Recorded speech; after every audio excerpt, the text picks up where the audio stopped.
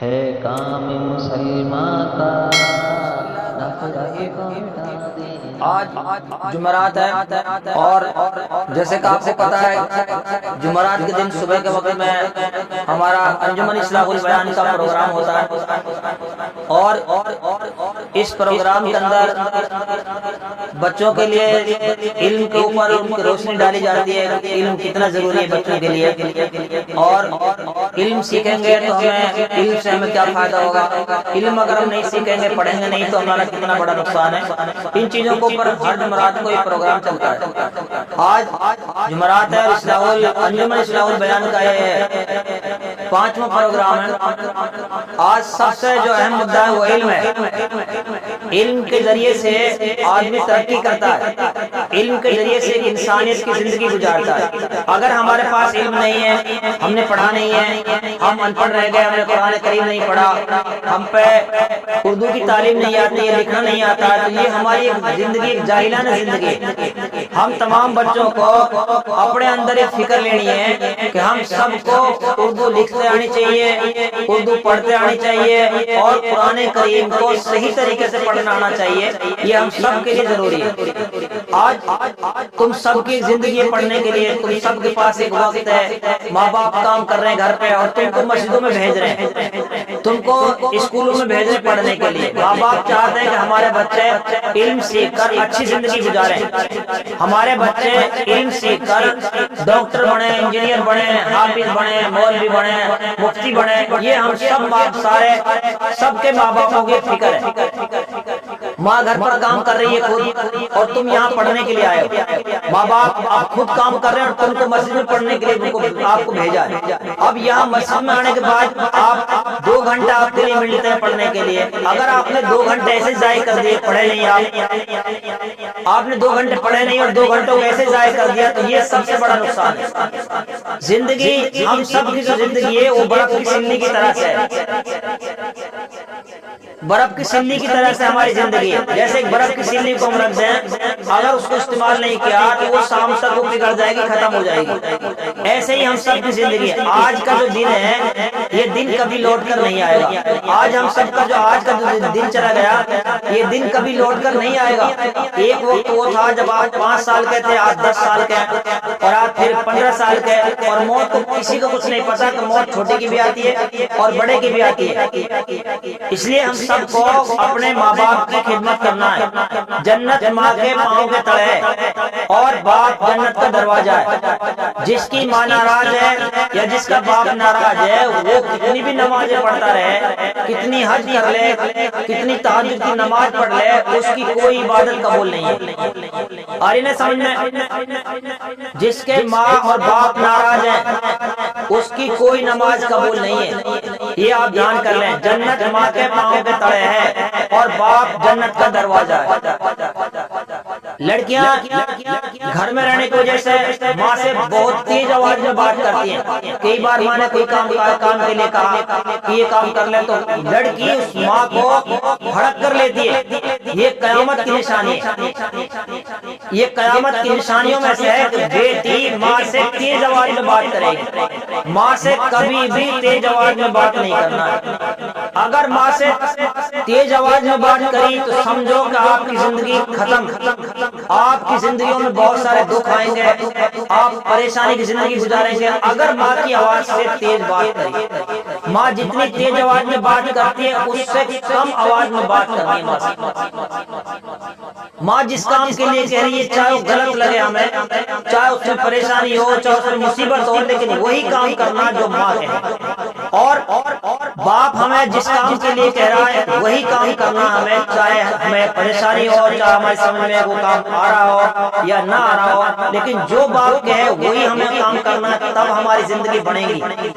اگر ہم نے ماں اور باپ کے خلاف بات کی، ان کے خلاف ہم نے کام کیا تو پھر زندگی میں کبھی سکھ نہیں پائیں گے آپ۔ پوری زندگی آپ دیکھیں جو ہم سے بڑے ہیں، چاہے لڑکیاں بڑی ہیں جو یہاں جا چکے ہیں، چاہے لڑکے جو یہاں ہیں، اگر انہوں نے اپنے ماں باپ کی بات مانی ہے تو ان کی زندگی اچھی گزر رہی ہے، وہ سکھ سے ہیں۔ اور اگر ماں باپ کی بات انہوں نے نہیں مانی تو وہ پریشان ہیں۔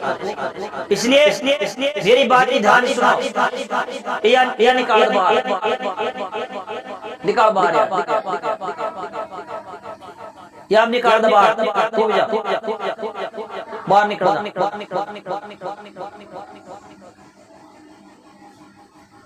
بات توجہ سے سنیے، سب سے بڑی جو قرآن میں سب انسان جو ہے، سب ساری دنیا کے انسان، چاہے وہ ہندو ہو، چاہے سکھ ہو، چاہے مسلمان ہو، چاہے سب ایک اللہ نے ہم سب کو پیدا کیا، اور دنیا میں جو ہم آئے ہیں تھوڑے دن کے لیے، 50 سال کے لیے، 10 سال، 20 سال، 30 سال کے لیے، وہ ہم صرف اس لیے آئے کہ ہم اللہ کی عبادت کریں، ہم اللہ کو پہچانے۔ وہ اللہ جو بارش برساتا ہے، وہ اللہ جو موت دیتا ہے، وہ اللہ جو زندگی دیتا ہے، وہ اللہ جس نے سورج نکالا، وہ اللہ جو چاند نکالتا ہے، وہ اللہ جو ہوا چلاتا ہے، وہ اللہ جو ہمیں کھانے کے لیے دے رہا ہے، جو ہمیں پہننے کے لیے دے رہا ہے۔ اللہ وہ ہے، ایک آدمی بیمار پڑ جاتا ہے تو پھر سارے ڈاکٹر اپنے علاج کے طریقے سے پھر محنت کر لیتے ہیں، لیکن جب اللہ موت دیتا ہے تو اس کو دنیا میں کوئی نہیں بچا سکتا، اور جب اللہ کسی کو شفا دیتا ہے تو چھوٹی سی دوا سے اس کا اندر شفا ہو جاتی ہے، صحیح ہو جاتی ہے۔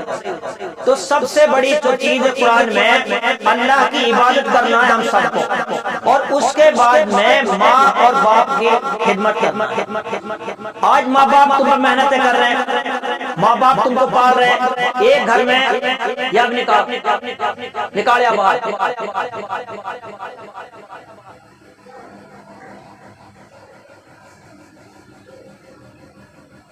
ایک گھر میں 5 بچے، 6 بچے، اور ماں باپ 6 لڑکے، لڑکیوں کے لیے کپڑے بھی لا رہے ہیں، جوتی لا رہے ہیں، چپل لا رہے ہیں، سارے کام ماں باپ کر رہے ہیں 6 بچوں کے لیے، 7 کے لیے، 8 کے لیے، 10 کے لیے۔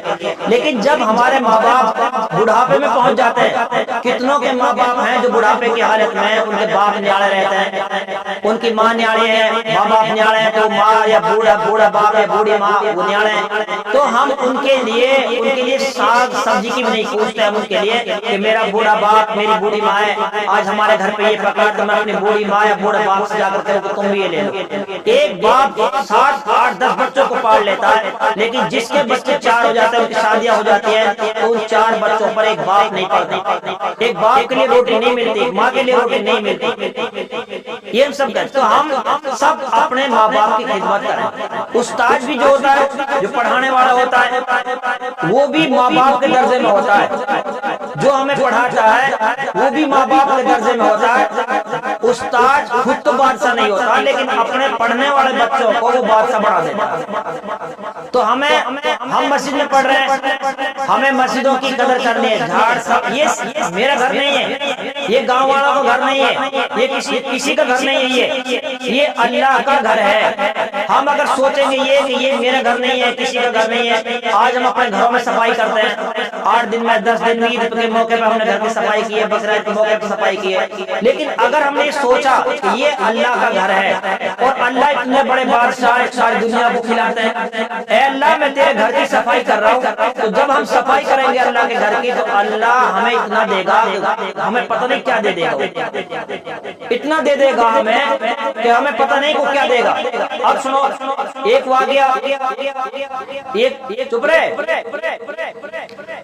2 آدمی تھے، ایک بڈھا ایک بڑھیا، دونوں گھر میں رہتے تھے، ان کے پاس کمانے کے لیے کوئی ذریعہ نہیں، پیسہ نہیں ان کے پاس، غریب آدمی بالکل۔ تو ان کے گھر والے نے ان سے کہا کہ تمہیں کچھ کما کے لاؤ، تم روزہ نہیں آ رہا تو کھانے کے لیے کچھ ہے نہیں۔ تو وہ بیچارہ بوڑھا آدمی 80 سال کا آدمی مزدوری کے لیے گیا کہیں، تو کسی نے اس کو مزدور پہ نہیں رکھا کہ بوڑھا آدمی کیا کام کرے گا۔ تو وہ 3 دن تک ایسے چکر کاٹتا رہا، تو اس نے دیکھا کہ مسجد ہے کہیں قریب میں، جا کر اس نے کہا کہ میں تو اللہ کی مزدوری کر لوں اور مسجد کی صاف صفائی کر لوں۔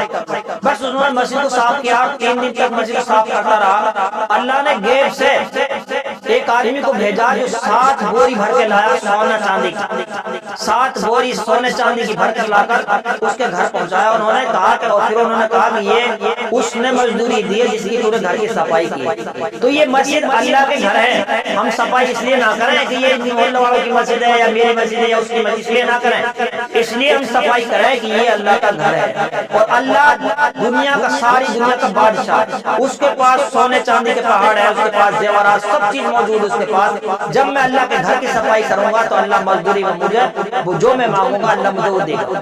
تو اس لیے ہمیں مسجدوں کی صفائی بھی کرنی ہے, استادوں کی عزت کرنی ہے, قرآن کی عزت کرنی ہے. آج ہم قرآن پر کوہنی دھر کے بیٹھ جاتے ہیں, قرآن کھلی ہوئی ہے, ہم دنیا کی بات کرتے ہیں, بہت ساری بات ہم جھگڑے کر دے رہے ہیں اور قرآن کے سامنے گالی وغیرہ ہم دیتے رہتے ہیں, چاہے لڑکا ہو چاہے لڑکیا ہو. اس طریقے سے قرآن کی بے ادبی ہے. جب قرآن دنیا کی وہ کتاب ہے جس کو اللہ نے ڈائریکٹر دنیا میں اتارا ہے, اگر یہ قرآن پر عمل کیا, قرآن کی عزت کی, تو قبر میں بھی قرآن ہی آئے گا اور قرآن ہمیں ہر عذاب سے قرآن ہمیں بچائے گا اگر قرآن پر ہم نے عمل کیا. اس لیے علم ضروری ہے. آپ کے پاس وقت ہے, اپنے وقت کی قدر کریں, اپنے ماں باپ کی سیوا کریں, گاؤں کے اندر جتنے بڑے بوڑھے ہیں سب کی سیوا کریں اور اپنے وقت کو ضائع نہ کریں. ایک صبح سے ہم نے اگر پتنگ اڑائی صبح سے شام تک, تو اب آپ سوچیں تھوڑی دیر کے لیے کہ جو پتنگ اڑائی صبح سے شام تک کیا ہاتھ میں آیا, کچھ ہاتھ میں نہیں آیا. صبح سے شام تک پیسے بھی گئے اور ٹوٹ کے کہیں چلی گئی اور ہاتھ میں کچھ نہیں آیا. یہی انسان کی زندگی ہے جیسے پتنگ ہے. موت کی رسی کسی کے ہاتھ میں ہے, موت کی رسی کسی دوسرے کے ہاتھ میں ہے اور پتہ نہیں وہ کب رسی کو کھینچ لے اور انسان دنیا سے ختم ہو جائے. اب موت تو چھوٹے کے لیے بھی آتی ہے, بڑے کے لیے بھی آتی ہے, عورت کے لیے بھی آتی ہے, بچوں کے لیے بھی آتی ہے, بچوں کے لیے بھی آتی ہے. جو جاندار دنیا میں سب کے لیے موت کو مزہ چکھنا. قبر میں انسان سے 3 سوال ہوں گے. کتنے سوال ہوں گے؟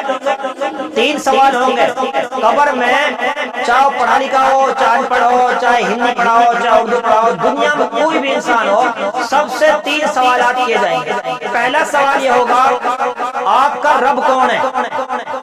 من ربو کا, آپ کا رب کون ہے؟ دنیا میں جو 20 سال 10 سال 40 سال کی زندگی گزاری ہے, آپ نے کس کو مان کر زندگی گزاری ہے؟ اگر آپ نے قرآن کو پڑھا, مسجدوں میں تعلیم کی, گھروں میں تعلیم کی, نمازیں پڑھی, تو کہیں گے کہ میرا رب تو اللہ ہے. جب یہ کہہ دیا پھر قبر کے اندر مخمل کے بسترے بچھا دی جائیں گے, تو قبر ایک باغ بڑھا دی جائے گی, قبر کے اندر ایسا آرام کر دیا جائے گا. اگر آپ کو پتہ نہیں ہے ایسے ہی زندگی گزاری, کتنے آدمی ایسے ہیں جو سٹا لگاتے ہیں, کتنے آدمی جو شراب پیتے ہیں, کتنے آدمی جو جوا کھیلتے ہیں, کتنے آدمی جو نماز نہیں پڑھتے اور ساری زندگیاں خطرے میں جا رہی ہے. تو جب ان سے سوال کیا جائے گا قبر کے اندر تمہارا رب کون ہے, تو جس آدمی نے رب کو ہی نہیں جانا تو کیا کہے گا کہ مجھے نہیں پتا کہ میرا رب کون ہے. جب وہ یہ کہے گا تو پھر آواز آئے گی کہ اس کی قبر میں آگ کے بستر بچھا دو, اس کی قبر میں آگ بچھا دو, اس کی قبر میں, اس کے لیے عذاب شروع.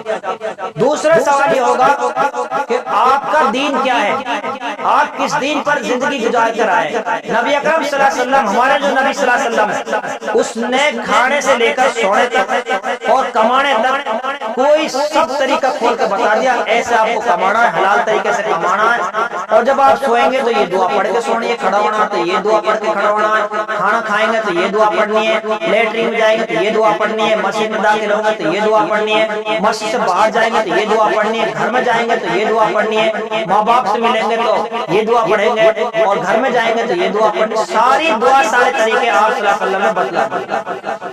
اب ہم سب کی زندگی, سب کی زندگیوں کی کامیابی اس طریقے پر ہے جس کو آپ صلی اللہ علیہ وسلم نے ہمیں بتایا. تیسرا سوال یہ ہوگا ہم سے کہ اس شخص کو یعنی محمد صلی اللہ علیہ وسلم یہ کون ہے, دکھا بتایا جائے گا. جس نے نبی کے طریقے پر زندگی گزاری وہ کہے گا کہ یہ میرا نبی ہے.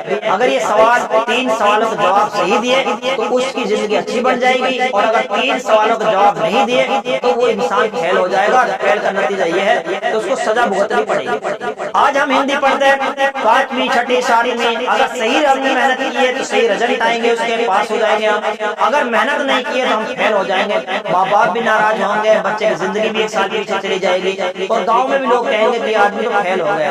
اس لیے ہم سب کو دین پر محنت کرنی ہے, اپنے ایک اللہ کی عبادت کرنی ہے, نمازیں پڑھنی ہے پابندی کے ساتھ, اور مسجدوں کی قدر کرنی ہے, اور اپنے استاد کی قدر کرنی ہے, اور قرآن کی عزت کرنی ہے, گاؤں میں بڑے بوڑھوں کی عزت کرنی ہے, بہن بھائی کے آپس میں عزت کرنی ہے, اور صاف صفائی کا خیال رکھنا ہے. مذہب اسلام کے اندر صاف صفائی رکھنا یہ آدھا ایمان ہے. اپنے جو راستے ہیں ان کی صفائی کرنا, گھر کے آگے کے جو راستے جا رہے ہیں ان کی صفائی ہمیں کرنی ہے, اور کوڑی ہم جو ڈال رہے ہیں روڈ پر یہ تو گناہ ہے, بہت بڑا گناہ ہے. بچے لیٹرین کر رہے ہیں روڈ پہ بیٹھ کے, یہ سب گناہ ہے. روڈ پہ ہم کوئی ایسی چیز نہ پھٹکے، روڈ پہ اچھے برے سب آدمی نکلتے ہیں، سب باہر کے برابر سے. تو راستوں کی ہم صاف صفائی کا خیال رکھیں، ماں باپ کی عزت کریں، مسجدوں کی عزت کریں اور علم سیکھیں. ہمیں بس یہ ٹھاننا ہے کہ مجھے قرآن پڑھنا ہے، اور جہاں 4 مہینے میں پڑھنا مجھے وہاں 2 مہینے میں ہی قرآن کریم پڑھنا ہے. لکھتے سیکھنا ہے، اردو پڑھتے سیکھنا ہے. بس آج کا سبق یہی تک ہے، اور پھر انشاءاللہ اگلی جمعرات کو پھر کچھ باتیں رہیں گی جو آئے گی سامعین. تو اس لیے بس آپ کو تو محنت کرنی ہے، علم سیکھنا ہے اور آگے تک جانا ہے. ہندی کی پڑھائی میں بھی آپ برابر محنت کریں، اردو کی پڑھائی میں بھی آپ برابر محنت کریں. مسجد کے ٹائم میں مسجد میں پڑھیے اور سکول کے ٹائم میں سکول میں جائیے.